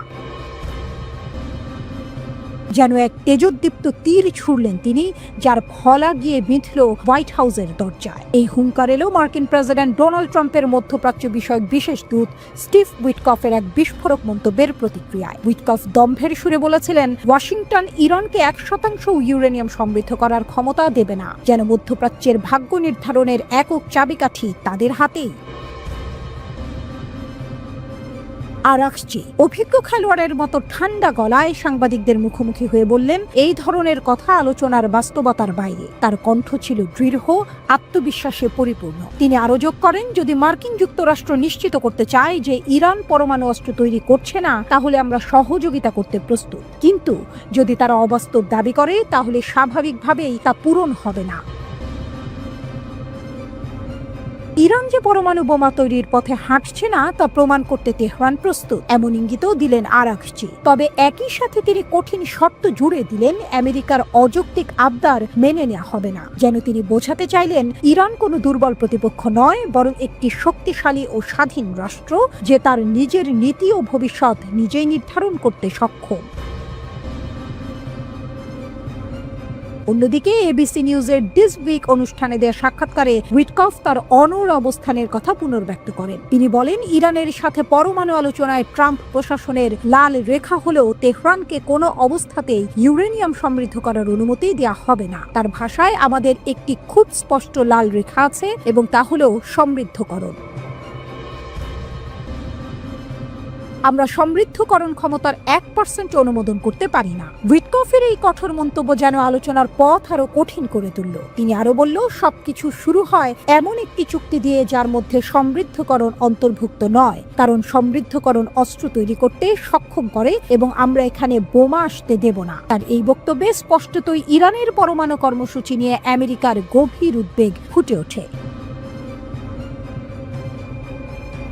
উইটকফের এই মন্তব্যের পর আরাকচি সামাজিক মাধ্যম এক্সে এর তীব্র প্রতিক্রিয়া জানান। তিনি সরাসরি জনসম্মুখে আলোচনায় না যাওয়ার নীতি পুনর্ব্যক্ত করেন এবং মার্কিন কর্মকর্তাদের ব্যক্তিগত ও প্রকাশ্য বিবৃতির মধ্যকার পরস্পর বিরোধিতার সমালোচনা করেন। তার এই কৌশল যেন প্রতিপক্ষের দুর্বলতা ধরিয়ে দেওয়ার এক চতুর চাল।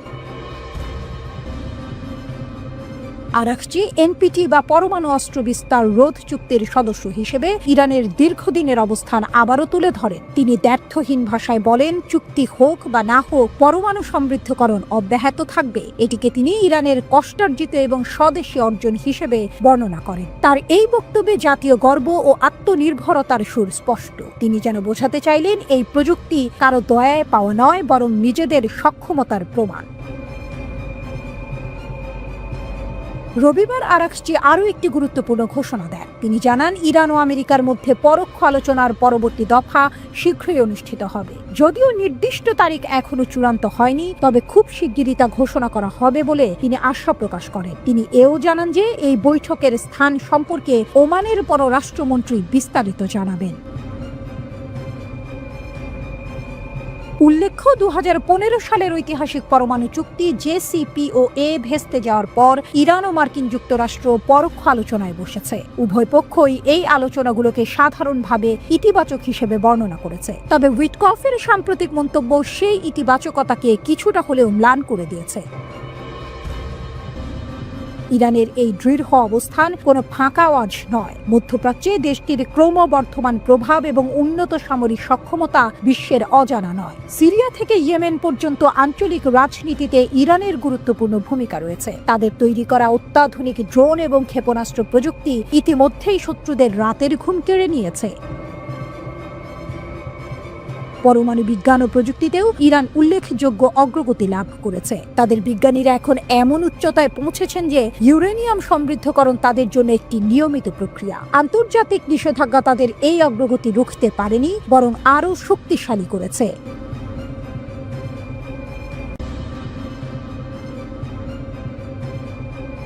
নীরবে কিন্তু নিরলসভাবে নিজেদের শক্তি গড়ে তুলছে ইরান। দীর্ঘদিন ধরে আন্তর্জাতিক রাজনীতির চাপে নানা নিষেধাজ্ঞার ভেতরে থেকেও দেশটি থেমে যায়নি, বরং সময়ের সঙ্গে তাল মিলিয়ে কখনো গোপনে কখনো প্রকাশ্যে নিজেদের সামরিক শক্তিকে এমন এক অবস্থানে নিয়ে গেছে যেখান থেকে তারা এখন শুধু আত্মরক্ষা নয়, আক্রমণের হুমকিও দিতে সক্ষম। এই শক্তি এখন মধ্যপ্রাচ্যে এক নতুন মডেল হিসেবে দাঁড়িয়েছে, যার দিকে তাকিয়ে আছে গোটা অঞ্চল। এমনকি পশ্চিমা দেশগুলোও বিষয়টিকে গুরুত্ব দিয়ে দেখছে।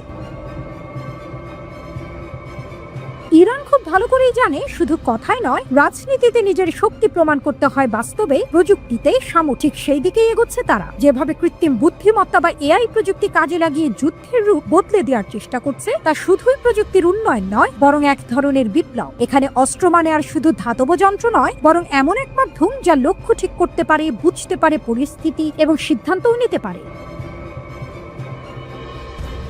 এই নতুন ধরনের অস্ত্রগুলো এখনো প্রকাশ্যে আসেনি, তবে এদের উপস্থিতি যেন এক অদৃশ্য ভয়ের মতো প্রতিপক্ষের মনে গেঁথে গেছে। আগে যেখানে ইরান কেবল আত্মরক্ষায় মনোযোগী ছিল, এখন তারা ধীরে ধীরে আক্রমণাত্মক অবস্থানে চলে যাচ্ছে। আজকের ইরান এমন অবস্থানে পৌঁছেছে যেখানে তারা শত্রুর গতিবিধি আগে থেকেই বুঝে নিতে পারে এবং প্রতিরোধের আগেই পাল্টা কৌশল ঠিক করে ফেলতে পারে।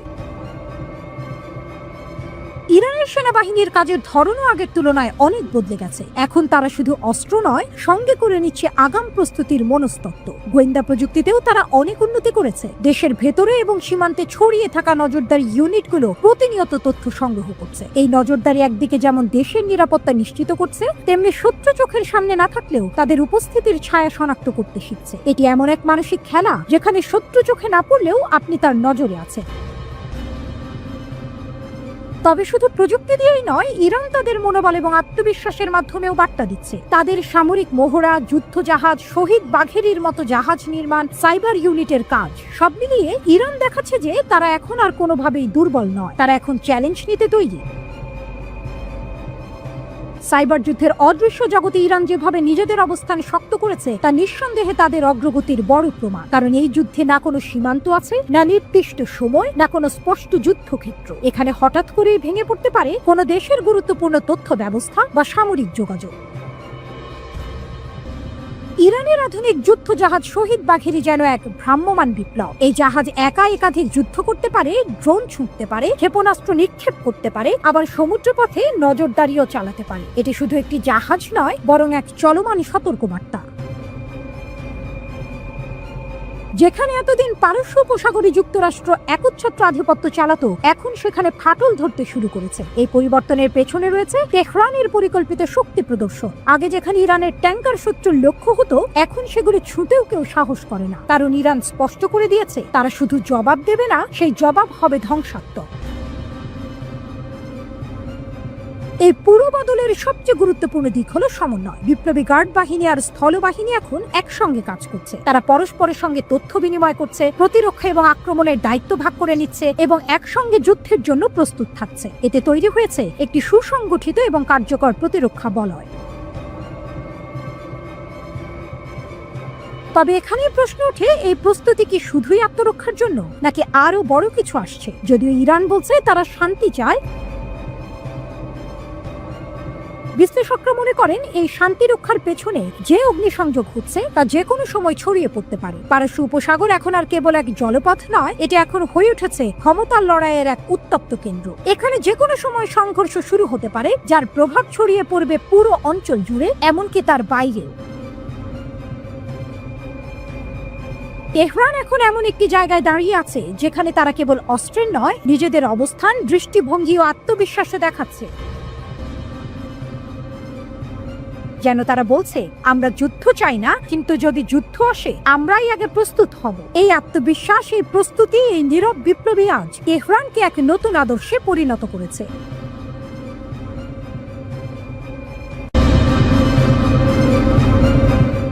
বাঘ শক্তিশালী হলেও মৌমাছির ঝাঁকটাকে পরাস্ত করতে পারে। ইতিহাসের এই সরল সত্যটি যেন বারবার শক্তিশালী রাষ্ট্রগুলোর ঔদ্ধত্যকে চূর্ণ করে দেয়। নেপোলিয়ন বা হিটলারের মতো ক্ষমতাধর শাসকরাও শেষ পর্যন্ত পরাস্ত হয়েছিলেন। বর্তমান প্রেক্ষাপটে ডোনাল্ড ট্রাম্পের ইরানকে ধ্বংস করার হুমকির পরিপ্রেক্ষিতে এই ঐতিহাসিক সত্যটি আরও বেশি প্রাসঙ্গিক হয়ে উঠেছে। প্রশ্ন জাগে, ইরান কি সত্যিই এত সহজে ধ্বংস করা যায়? ইরান প্রাচীন পারস্যের উত্তরাধিকারী, পৃথিবীর অন্যতম প্রাচীন সভ্যতা। ভৌগোলিকভাবে পাকিস্তানের প্রায় দ্বিগুণ এই দেশটি গত 5 শতাব্দী ধরে বহু সাম্রাজ্যের আক্রমণের শিকার হয়েছে। রোমান, আরব, মঙ্গল, তুর্কি, রাশিয়ান, এমনকি ব্রিটিশ শক্তিও ইরান দখলের চেষ্টা করেছে। কিন্তু আশ্চর্যজনকভাবে কেউই ইরানকে সম্পূর্ণরূপে পদানত করতে পারেনি। ইতিহাস সাক্ষী প্রাচীন পারস্য সাম্রাজ্য কতটা শক্তিশালী ছিল। এমনকি সাদ্দাম হোসেনও 8 বছর রক্তক্ষয়ী যুদ্ধ চালিয়েও ইরানকে জয় করতে পারেনি। আজকের দিনে পশ্চিমা বিশ্ব ইরানের ওপর একের পর এক নিষেধাজ্ঞা আরোপ করছে, কিন্তু এত চাপ সত্ত্বেও ইরান পশ্চিমা দেশগুলোর রক্তচক্ষুকে উপেক্ষা করে টিকে আছে। এর কারণ কি শুধুই সামরিক শক্তি, নাকি ইরানের এই স্থিতিশীলতার পেছনে অন্য কোনো রহস্য লুকিয়ে আছে? আসলে ইরানকে জয় করা এত কঠিন হওয়ার পেছনে একাধিক কারণ বিদ্যমান। এর মধ্যে সবচেয়ে গুরুত্বপূর্ণ হলো দেশটির ভৌগোলিক অবস্থান। ইরানের দক্ষিণ ও পশ্চিম সীমান্ত জুড়ে বিস্তৃত জাগ্রস পর্বতশ্রেণী প্রায় 1600 কিলোমিটার দীর্ঘ। এটি উপকূল রেখা থেকে শুরু করে ইরাক ও তুরস্ক পর্যন্ত বিস্তৃত এবং ইরানের জন্য এক দুর্ভেদ্য প্রাকৃতিক প্রাচীর হিসেবে কাজ করে। এই পুরো পার্বত্য এলাকা পাথুরে এবং সহজে অতিক্রম করা যায় না। কৌশলগতভাবে গুরুত্বপূর্ণ বিষয় হল এই পর্বতশ্রেণীর পাদদেশে অবস্থিত খোজেস্তান প্রদেশ ইরানের বৃহত্তম তেল ভাণ্ডার। 1979 সালের ইসলামিক বিপ্লবের সুযোগ নিয়ে 1980 সালে সাদ্দাম হোসেন ইরান আক্রমণ করেছিলেন। তার পরিকল্পনা ছিল প্রথমে খোজেস্তানের তেল ক্ষেত্র দখল করে ধীরে ধীরে ইরানের অভ্যন্তরে প্রবেশ করে অন্যান্য শহরগুলো দখল করা এবং শেষ পর্যন্ত ইসলামিক বিপ্লবকে নস্যাৎ করা। কারণ সেই সময় ইরানের আয়াতুল্লাহ খোমেনি অন্যান্য আরব দেশগুলোতেও ইসলামিক বিপ্লবের আহ্বান জানিয়েছিলেন, যা সেখানকার রাজতান্ত্রিক শাসনের জন্য হুমকি স্বরূপ ছিল। এমনকি আরব দেশগুলো ছাড়াও ব্রিটেন ও আমেরিকা ইরানের বিরুদ্ধে যুদ্ধে সাদ্দামকে সমর্থন জুগিয়েছিল। যুদ্ধের শুরুতে সাদ্দাম হোসেন ইরানের অবকাঠামো ধ্বংসের উদ্দেশ্যে ব্যাপক বোমা বর্ষণ করেন, কিন্তু একটি দেশকে দখল করতে সামরিক অভিযানের বিকল্প নেই। প্রথম 2 বছরে ইরাকি বাহিনী ইরানের পশ্চিমাঞ্চল সহ খোজেস্তান দখল করতে সক্ষম হয়েছিল, কারণ বাগদাদ থেকে ইরাকি সেনাদের কাছে সহজে রসদ সরবরাহ করা যাচ্ছিল। কিন্তু ইরানের অভ্যন্তরে প্রবেশ করতে গিয়ে তারা বাধার সম্মুখীন হয়। সেই দুর্ভেদ্য বাধা ছিল জাগ্রস পর্বত শ্রেণী। ইরাকি সেনারা বহু চেষ্টা করে এই পাহাড় অতিক্রম করে ইরানে প্রবেশ করতে ব্যর্থ হয়। উল্টো ইরানি সেনাবাহিনী পাল্টা আক্রমণ চালিয়ে ইরাকের অভ্যন্তরে প্রবেশ করে। তবে এখানে ইরান একটি ভিন্ন সমস্যার সম্মুখীন হয়। ইরানের প্রধান ডিপো ও শহরগুলো জাগ্রস পর্বতের বিপরীত দিকে অবস্থিত হওয়ায় সেনাদের কাছে সময় মতো রসদ সরবরাহ করা কঠিন হয়ে পড়ে। এই কারণেই প্রায় 8 বছর ধরে চলা এই রক্তক্ষয়ী যুদ্ধের কোনো সুস্পষ্ট ফলাফল আসেনি। কোনো দেশই নিজেদের সীমান্ত 1 ইঞ্চিও পরিবর্তন করতে পারেনি। সুতরাং ডোনাল্ড ট্রাম্পের বোমাবর্ষণের হুমকি ইরানের জন্য সাময়িক ক্ষতির কারণ হতে পারে, কিন্তু শুধুমাত্র বিমান হামলা চালিয়ে ইরানকে দখল করা বা সেখানকার সরকারকে পরিবর্তন করা কার্যত অসম্ভব। পশ্চিম দিকের দুর্ভেদ্য প্রাচীরের পাশাপাশি ইরানের উত্তর দিকে রয়েছে ক্যাস্পিয়ান সাগর। এই সাগর পেরিয়ে ইরানে প্রবেশ করতে হলে আলবোর্জ পর্বতশ্রেণীর মুখোমুখি হতে হবে। জাগ্রস পর্বতমালার মতোই এই পর্বতশ্রেণী উত্তর দিক থেকে ইরানকে সুরক্ষা প্রদান করে। ইরানের শক্তির আরেকটি গুরুত্বপূর্ণ দিক হলো এর বহুত্ববাদী জাতিতত্ত্ব। যদিও কোনো দেশের জন্য জাতিতত্ত্ব বৈচিত্র্য মাঝে মাঝে দুর্বলতার কারণ হতে পারে, ইরান অত্যন্ত দক্ষতার সাথে এটিকে নিজেদের অস্ত্রে পরিণত করেছে। ইরানের প্রায় 9 কোটি জনসংখ্যার মধ্যে 62% পার্সিয়ান, 16% এজেরি, 10% কুর্দ এবং বাকি 12% বেলুচ, আরব ও তুর্কি রয়েছে। এই বিভিন্ন জাতিগোষ্ঠীর নিজস্ব স্বতন্ত্র জাতিগত পরিচয় রয়েছে এবং কারো কারো মধ্যে বিচ্ছিন্নতাবাদী আকাঙ্ক্ষাও বিদ্যমান। উদাহরণস্বরূপ, পাকিস্তান ও ইরানের বেলুচরা একত্রিত হয়ে বেলুচিস্তান নামক একটি স্বাধীন রাষ্ট্র গঠনের স্বপ্ন দেখে। তেমনি ইরান ও ইরাকের কুর্দ জনগোষ্ঠী কুর্দিস্তান নামে একটি আলাদা রাষ্ট্র প্রতিষ্ঠার আকাঙ্ক্ষা পোষণ করে। তবে ইরান একটি সুকৌশলপূর্ণ পদ্ধতির মাধ্যমে এই বিভেদকে নিয়ন্ত্রণে রেখেছে। দেশটির ধর্মীয় নেতারা এই বিভিন্ন জাতিগোষ্ঠীকে ঐক্যবদ্ধ রেখেছেন। ভবিষ্যতে কোনো দেশ ইরান আক্রমণ করলে আয়াতুল্লাহ খুব সহজেই এই বিভিন্ন জাতিগোষ্ঠীকে ঐক্যবদ্ধ করতে সক্ষম হবেন।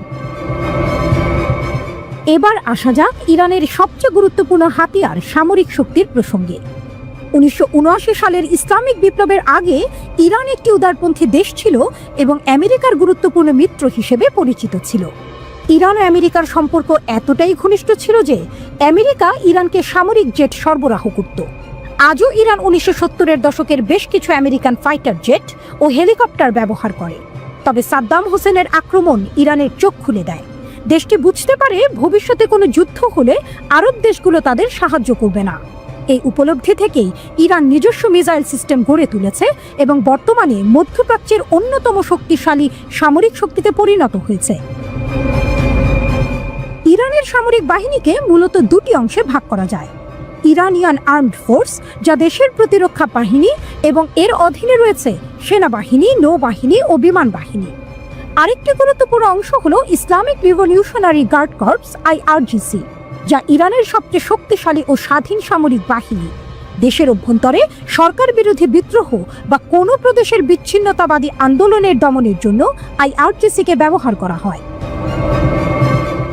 ইরানের সক্রিয় সৈন্য সংখ্যা প্রায় 5,70,000 এবং তাদের প্রায় 3.5 লক্ষের বেশি রিজার্ভ ফোর্স রয়েছে। এছাড়াও তাদের কাছে 4000-এর বেশি ট্যাঙ্ক ও সাঁজোয়া যান রয়েছে, যার মধ্যে উল্লেখযোগ্য হল Russian T-72, Iranian Zulfikar tank এবং শক্তিশালী মাল্টিপল রকেট লঞ্চার। ইরানের সবচেয়ে শক্তিশালী অস্ত্রের মধ্যে অন্যতম হল ব্যালিস্টিক ও ক্রুজ মিসাইল। দেশটির দীর্ঘ পাল্লার সাহাব-3 মিসাইলের পাল্লা প্রায় 2000 কিলোমিটার, যা ইসরায়েল ও আমেরিকার ঘাঁটিগুলোতে আঘাত হানতে সক্ষম। এছাড়াও সিজিল-2 নামক মিসাইলের পাল্লা প্রায় 2500 কিলোমিটার। ইরানের ড্রোন প্রযুক্তি ও অন্যান্য আরব দেশগুলোর তুলনায় অনেক উন্নত। শাহেদ-136 নামক কামিকাজি ড্রোন ইউক্রেন যুদ্ধে রাশিয়ার ব্যবহারেও দেখা গেছে। ইরানের কাছে আরও বেশ কিছু অত্যাধুনিক কামিকাজি ড্রোন রয়েছে। ফাইটার জেটের ক্ষেত্রে ইরান সম্প্রতি রাশিয়ার কাছ থেকে Su-35 যুদ্ধবিমান কিনেছে। আকাশ প্রতিরক্ষা ব্যবস্থার মধ্যে ইরানের কাছে S-300-এর মতো উন্নত মিসাইল ডিফেন্স সিস্টেম রয়েছে। দেশটির নৌবাহিনীও যথেষ্ট শক্তিশালী এবং কাস্পিয়ান সাগর থেকে শুরু করে ওমান উপসাগর ও পারস্য উপসাগরে ইরানের নৌবাহিনীর শক্তিশালী উপস্থিতি সবসময় বিদ্যমান। ইরানের সামরিক শক্তির বাইরেও দেশটির কৌশলগত অবস্থান অত্যন্ত গুরুত্বপূর্ণ। হরমুজ প্রণালী ও বাব এল মান্দেব প্রণালী, এই দুটি জলপথ বিশ্বের অন্যতম গুরুত্বপূর্ণ বাণিজ্য পথ, ইরানের মিসাইল রেঞ্জের মধ্যে অবস্থিত। আজকের দিনে ইরানের উপর কোনো রকম আক্রমণ হলে ইরান সম্ভবত এই দুটি জলপথ বন্ধ করে দিয়ে বিশ্ব বাণিজ্যকে থমকে দিতে পারে। ইরানের আরেকটি গুরুত্বপূর্ণ কৌশল হল এক্সেস অফ রেজিস্ট্যান্স। ইসলামিক বিপ্লবের পর ইরান বুঝতে পেরেছিল টিকে থাকতে হলে তাদের আদর্শ বাইরের দেশগুলোতেও ছড়িয়ে দিতে হবে, কারণ ইরান ও তার প্রধান শত্রু ইসরায়েলের মধ্যবর্তী দেশগুলো ছিল আরব রাষ্ট্র এবং এরা একসময় ইরানের বিরুদ্ধে যুদ্ধে সাদ্দাম হোসেনকে সাহায্য করেছিল। তাই ইসরায়েল ও ওই আরব দেশগুলোকে মোকাবেলা করার জন্য ইরান এমন একটি পরিকল্পনা গ্রহণ করে যার মাধ্যমে তারা তাদের শত্রুদের ক্রমাগত হুমকির মুখে রাখতে পারে। ইরান সেই সমস্ত গোষ্ঠীগুলোকে সমর্থন করে যারা ইসরায়েলের বিরোধিতা করে, যেমন ফিলিস্তিনের হামাস, লেবাননের হিজবুল্লাহ, সিরিয়ার ফাতেমিয়া ব্রিগেড, ইরাকের প্রতিরোধ যোদ্ধা ও ইয়েমেনের হুথি। এই পুরো নেটওয়ার্কটি এক্সেস অফ রেজিস্ট্যান্স নামে পরিচিত, যদিও আমেরিকা এটিকে এক্সেস অফ ইভেল বা শয়তানের অক্ষ বলে অভিহিত করে।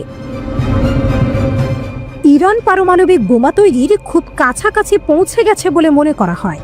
এই কারণেই আমেরিকা ও ইসরায়েল বারবার ইরানকে এই পথে বাধা দেওয়ার চেষ্টা করছে।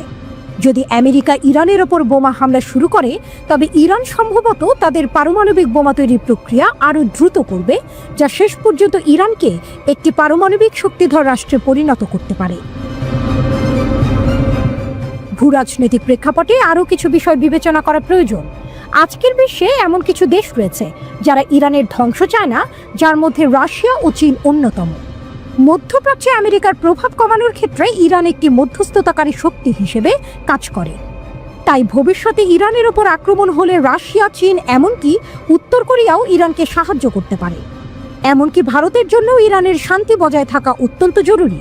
ভারত ভবিষ্যতে ইউরোপ ও ভারতের মধ্যে একটি অর্থনৈতিক করিডোর তৈরি করতে চায় এবং সেই করিডোরের বাণিজ্য পথ ইরানের ওপর দিয়েই যাবে। এছাড়াও ভারত ইরানের চাবাহার বন্দরে বিপুল পরিমাণ অর্থ বিনিয়োগ করেছে। ভবিষ্যতে ভারত ইরান থেকে সস্তা তেল কিনতে আগ্রহী, যা ভারতীয় অর্থনীতিতে সহায়ক হবে।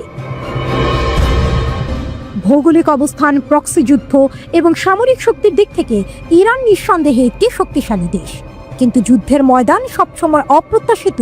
তাবড় তাবড় সামরিক জেনারেলদের পরিকল্পনা ও প্রকৃত যুদ্ধে ব্যর্থ হতে দেখা যায়। আজ আমেরিকা ইরানের ওপর বোমা বর্ষণ করলে ইরান তার কতটা জবাব দিতে পারবে বা তাদের অর্থনীতি কতটা ভেঙে পড়বে তা অনুমান করা কঠিন। রাশিয়া যখন ইউক্রেন আক্রমণ করেছিল, তখন অনেকেই ভেবেছিল এই যুদ্ধ দীর্ঘস্থায়ী হবে না। 3 বছর পরেও সেই যুদ্ধ চলছে। এমনকি আমেরিকা ও ভিয়েতনাম ও আফগানিস্তানে পরাজয়ের শিকার হয়েছে। সাদ্দাম হোসেন কেন ইরানের উপর আক্রমণ করেছিলেন, সেই ইতিহাসও আমাদের মনে রাখা প্রয়োজন। সুতরাং ডোনাল্ড ট্রাম্পের হুমকি সত্ত্বেও ইরানকে ধ্বংস করা সহজ হবে না।